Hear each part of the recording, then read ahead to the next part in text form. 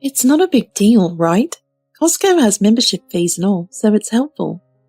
Sienna tries to get me to go shopping with her just because she wants to. I couldn't stand her self-serving attitude, always thinking about what's advantageous for her, and I've refused many times. But she keeps insisting that it's fine, and it's becoming pointless to argue. Finally, she tried to set a date for me to go, even though I hadn't agreed to it. Okay, when do you want to do it? Then my husband came in and gave an even more outrageous response, and I couldn't believe my ears when he said it. Hey, what's going on? That's Sienna, you know. It's obvious we'll end up paying money again. At that time, I intend to retaliate. It seems like Ian has some thoughts regarding Sienna's actions. It seems that he's planning a tremendous payback, but only if Sienna behaves as brazenly as usual. I decided to go along with my husband's plan.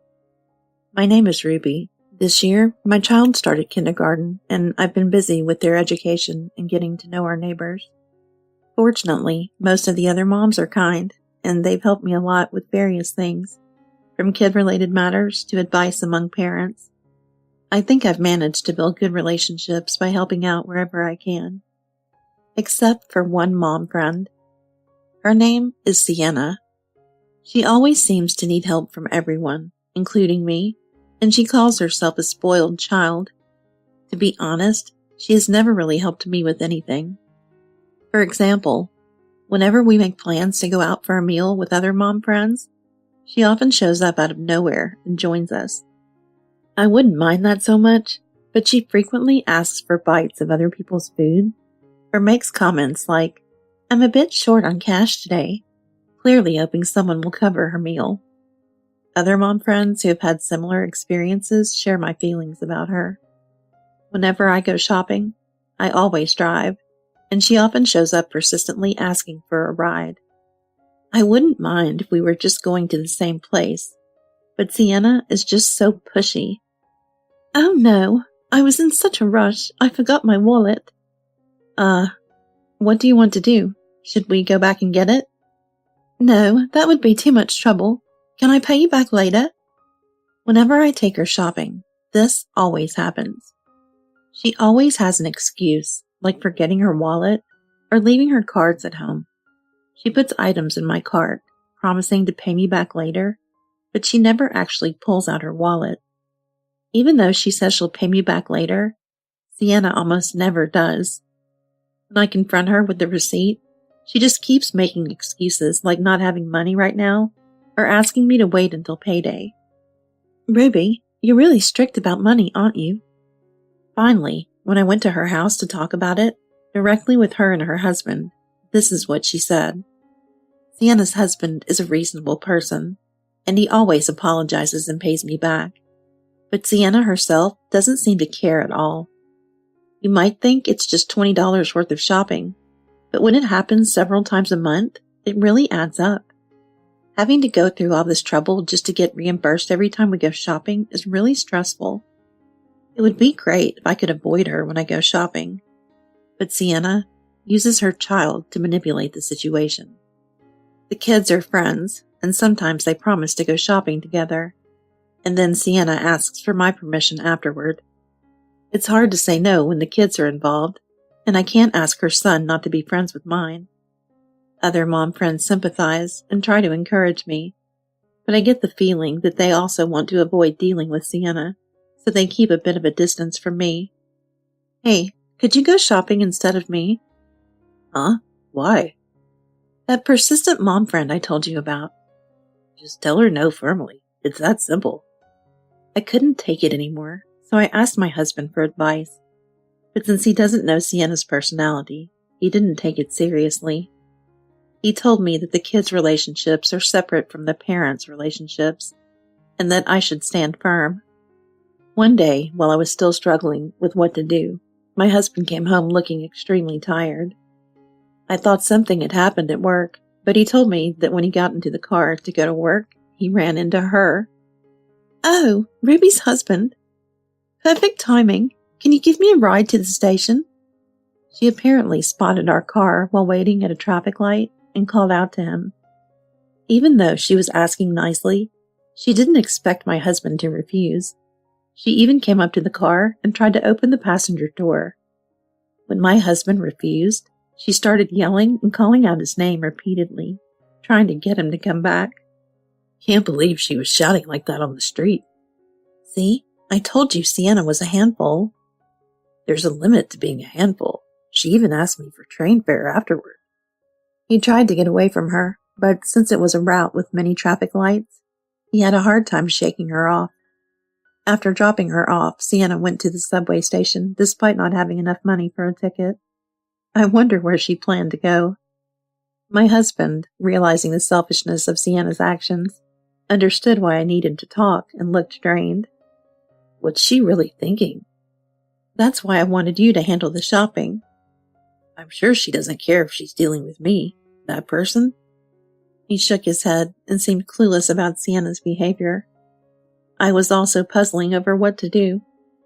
Then, one day, Sienna broached the subject with me. Hey, Ruby, I want to say Costco. That's right. Want to go with me? It's cheap and cozy. Sienna, do you go there often? No, I'm not a member. I responded vaguely to Sienna's abrupt suggestion. Sienna knew a lot about Costco and suggested things, even though she wasn't a member. Our household knows about Costco because my husband is a member and sometimes uses the car to go there for shopping. However, just because of that, it didn't mean I would take Sienna shopping. I figured Sienna was only interested in my wallet, so I just nodded along casually. Hey, let's go, Ruby. You're a Costco member, right? No, I'm not. What about your husband? Well, that's fine too, but I'd like him to drive us. How do you know that? The other day, your husband gave me a ride. I saw some Costco shopping bags in the car. Hearing Sienna's words, I couldn't help but grimace. You can't pay at Costco without a membership, though. That's why I'll handle the checkout and pay later. You hardly ever pay when you say that. It'll be fine this time, right? Even though I thought she's not serious this time either, Sienna, as usual, talked to my child. Can we go shopping together? She asked, and my son enthusiastically replied, Sure. Then can I have my husband watch the kids? I haven't agreed to go yet. Oh, come on, but it's fine, isn't it? Costco has a membership fee, so it's helpful. She only considers what benefits her, and I couldn't bear it, so I refused several times. Even when I asked her not to make promises using the kids, she insisted it's fine. Eventually, despite not agreeing, she eagerly started planning to go. What are you talking about? Oh, Ruby's husband. We promised to go to Costco together next time. Oh, okay. When should we go? My husband unexpectedly agreed when he came to pick us up, and I couldn't believe my ears. Sienna happily ran to him and quickly arranged to go to Costco the following weekend. After Sienna left, I couldn't help but complain to my husband about his response. Hey, what are you thinking? It's Sienna, remember? I know. But didn't she say she'd bring money this time?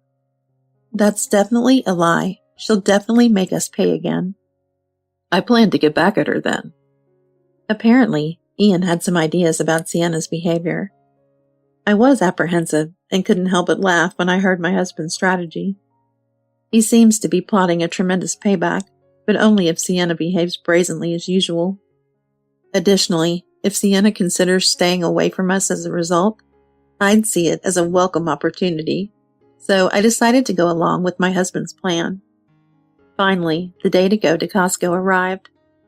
Sienna was in high spirits since morning and naturally hopped into our car, asking if I forgot anything. Do you have your wallet with you? It would be troublesome if you forgot. But aren't you the one who often forgets? It's okay. It's okay. While Sienna's remarks irritated me, my husband responded politely. Normally, I would have wanted to check her wallet right there, but I endured it considering my husband's plan. Sienna seemed to be well aware of Costco's system, knowing that only members with cards could pay. By shopping there, it was inevitable that my husband would end up paying. In that case, she could push the payment onto us as usual. And if she claimed to have forgotten her wallet, she probably thought she wouldn't have to pay like always. Sienna's intentions were clear as day, and it seemed my husband understood that well. As soon as we arrived at the store, Sienna cheerfully put her basket in the cart and hurried off. Wow, they have such a great selection. It's hard to decide. Sienna happily looked around and kept tossing items into the basket. When I suggested separating our baskets to avoid mixing up our stuff, she just adjusted her cart and continued adding items without hesitation. My husband secretly whispered to me that Sienna was putting items in our basket without checking the prices, which made me laugh. It seemed Sienna wasn't thinking about paying this time either, so my husband decided to execute his plan. That was fun. Huh, Ruby, is that all you're getting? Yeah, we still have stuff at home and can come back. Oh, really? Then invite me again next time. Swallowing the words, I didn't invite you this time either. We line up at the cash register at the far end of the line. While my husband took out his wallet, Sienna also opened her bag, which I watched intently. I watched silently as Sienna rummaged through her small bag and, as expected, said, Huh, I'm sorry. It looks like I forgot my wallet. You said you were fine in the car, right? I'm sorry, okay? I know it's bad, but can you spot me one more time? Sienna's basket has way more items than my husband's and mine. It seemed like she was planning to buy about $200 to $300 worth of stuff, but she still didn't seem concerned about the contents of her wallet at all. Since she didn't talk about paying when she got home, it's obvious she doesn't plan to spend any money. I glanced at my husband and nodded. Oh, okay. Oops, sorry. Looks like I got a call from my parents. Saying that, I left my shopping basket with my husband and stepped away from the checkout line. Then, I hid close to the nearby shelves and discreetly watched the two of them. Sienna seemed to be chatting with my husband without any particular concern. Even though you bought a lot, it's a shame you forgot your wallet. Yeah, it's unfortunate, but I'm lucky to have friends who can cover for me. Oh, right. There was something I forgot to buy. Sorry, but can you wait in line here for me? Well, I guess I have no choice. Just make sure to come back quickly, or I'll be in trouble. While Sienna grumbled, my husband also left the checkout line. Sunday mornings at Costco were particularly crowded, so as soon as Sienna turned towards the checkout, he disappeared into the crowd and became invisible. Well, what should we do now?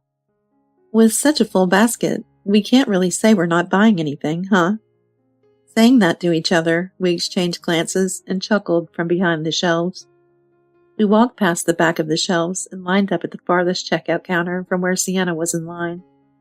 I watched Sienna for a while, and she kept waiting for us in the checkout line, giving a little bit of the line to the person behind her. On crowded Sunday mornings, many people also plan to have lunch here, so especially at this time, it's unlikely she'll spot us waiting far away.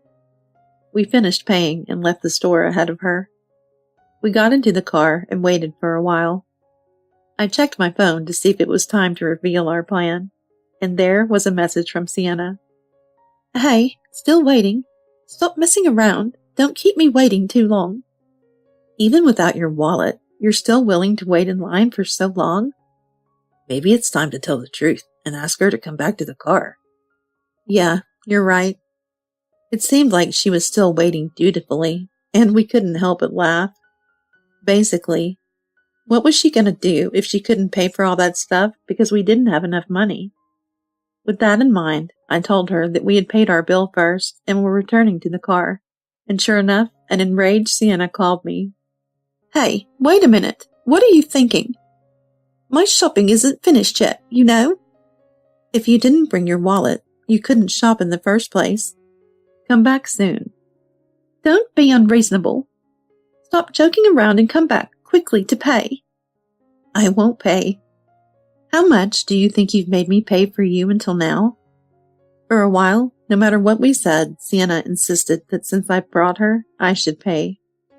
In the end, she even said she wouldn't go back if I didn't pay, which made my husband more astonished than me.